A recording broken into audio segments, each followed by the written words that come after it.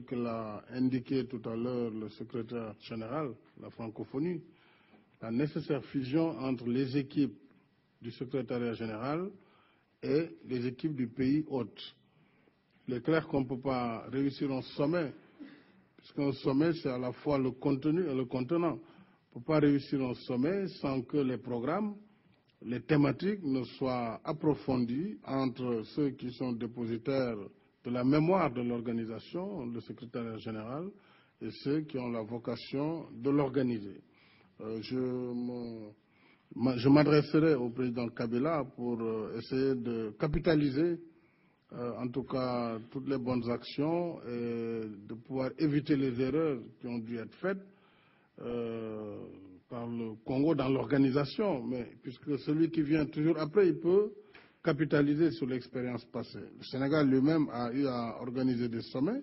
Le 3e sommet a été organisé à Dakar de la francophonie. Ensuite, en 2008, le sommet de l'OCI, puis récemment le sommet comment on appelle, un sommet culturel, le Festival mondial des arts nègres. Évidemment, il y a eu des succès et des échecs. Nous tirerons leçon de tout cela pour que ce sommet soit organisé dans les meilleures conditions, mais sans faire de folie, puisque nous sommes quand même dans une perspective de bonne gouvernance. Le sommet ne pourra pas être un prétexte pour faire des gaspillages au-delà de la nécessité, en tout cas d'accueillir dans les meilleures conditions nos hôtes, aussi de réussir dans le temps et dans l'espace un sommet réussi. Maintenant, je voudrais, pour terminer, revenir sur un aspect qui a été évoqué à travers M. Kalenga sur la gestion frontalière des ressources naturelles en Afrique. Je pense que le président Abdou Diouf a donné l'exemple dans ce qu'on appelle la zone de partage entre le Sénégal et la Guinée-Bissau, où il y avait des ressources pétrolières, du pétrole lourd précisément découvert dans la zone frontalière exactement. Mais le tracé historique et colonial, évidemment, passe entre ce qui a été considéré comme le minerai. Il a mis en œuvre à l'époque ce qu'on appelait une agence de gestion et de coopération entre le Sénégal et la Guinée-Bissau. Il y a eu plusieurs années de négociations, mais on n'a jamais été en conflit entre Bissau-Guinéens et Sénégalais sur la question de ces ressources pétrolières et halieutiques. Une clé de répartition a été trouvée, tant pour les ressources pétrolières que pour les ressources halieutiques. Donc je pense que là, c'est un exemple qui pourrait éviter de constater certaines guerres en Afrique du simple fait de la présence de minéralisation. Si on travaillait beaucoup plus sur la coopération et le développement, je pense que l'Afrique s'en porterait beaucoup mieux. Merci, Monsieur le Président. Je vous remercie. Merci, Monsieur le Président. On va prendre le monsieur juste... Oui, Madame. Merci beaucoup. Ousseini Ilboudo de l'Observateur Palga Burkina Faso. Ma question s'adresse à la ministre française chargée de la francophonie. Depuis plusieurs jours, on assiste à une sorte de petit jeu du chat français qui pourchasse la souris congolaise au sujet des droits de l'homme, de la démocratie, de la reconnaissance de l'opposition. Ça s'est poursuivi pendant le sommet.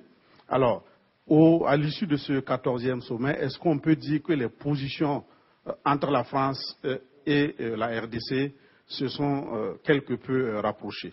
Merci. Merci de votre question.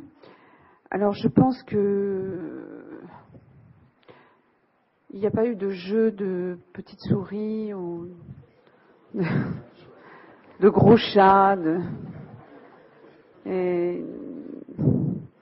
Non. Je crois que, encore une fois, les valeurs que porte la langue française, la démocratie, la langue française, la francophonie, les droits de l'homme, font partie intégrante de la francophonie. Alors, il n'y a pas de leçon à donner, et puis on parle toujours d'un endroit, Il y a simplement un curseur à faire bouger. Quand on peut le faire bouger un peu plus, c'est toujours mieux. Donc, sincèrement, il n'y aura jamais de jeu. Je crois que nous avons montré la volonté, une grande volonté, et pour ma part aussi, je crois que je suis venue faire un premier voyage il y a quelques mois à Kinshasa, et j'ai compris aussi toute l'importance de ce grand pays. Ben voilà, c'est un immense pays, et avec une jeune démocratie. Et si on peut apporter un peu plus, surtout sur la question des droits de l'homme, mais ce pays, je ne vais pas dire plus grand, parce qu'il est déjà très grand, sera beaucoup plus fort. Merci. Merci beaucoup. Monsieur le Président, Monsieur le Secrétaire Général, Madame la Ministre, merci beaucoup pour toutes les réponses. Je voudrais remercier les confrères d'avoir participé activement à cette conférence qui clôture donc ces 14e semaines de la francophonie ici à Kinshasa. Et au plaisir de vous retrouver à Kinshasa. Faites-en bon usage. À très bientôt. Et restez assis, s'il vous plaît, avant que leur Excellence se déplace. Restez assis. Eh bien, merci, amis téléspectateurs. J'étais en train de vous dire à l'ouverture, justement, de ce reportage en direct, animé conjointement ou collégialement par le président de la République démocratique du Congo, Joseph Kabila Kabange, le président sénégalais, Macky Sall, le secrétaire général de l'Organisation internationale de la francophonie, Abdou Diouf, mais aussi Mme Benguigui, qui est ministre de la francophonie. Ce point de presse a tiré sur beaucoup de questions, et là, je sentais de solliciter l'intervention de Fossa Tombissa. Fossa Tombissa, tous les points ont été abordés, sans tabou. Je dois vous avouer que même la question la plus épineuse a été posée. Vous voulez dire la question la plus épineuse, c'est la question sur les droits de l'homme.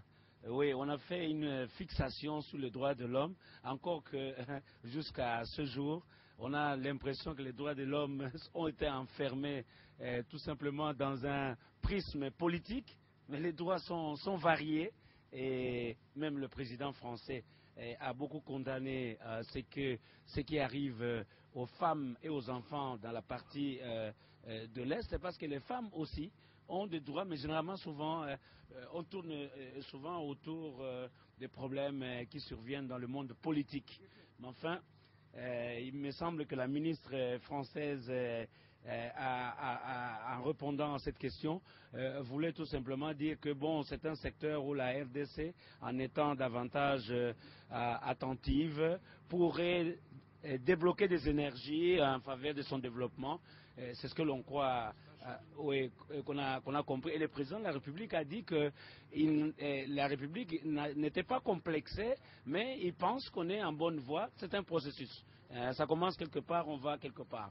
Et d'ailleurs, ils ont reconnu que la démocratie est encore jeune et n'est pas forcément à comparer à la vieille démocratie française, par exemple. Alors, ce que je voudrais aussi ajouter, c'est que ce sommet s'est terminé par un enrichissement. Il y a deux pays qui viennent de s'ajouter. Il y a le Qatar et il y a l'Uruguay. Et il est bien entendu bon de savoir aussi que M. Abdou Diouf, l'actuel secrétaire général de l'OIF, va finir son mandat avec la tenue du sommet prochain dans son pays d'origine au Sénégal, qui sera reçu par le président Macky Sall. Et donc, ça va être le moment où beaucoup de pays vont aller réfléchir encore pour voir s'ils peuvent revenir avec de nouvelles candidatures. Merci beaucoup. Je vais vite prendre un bout à Mouri. Vous avez suivi.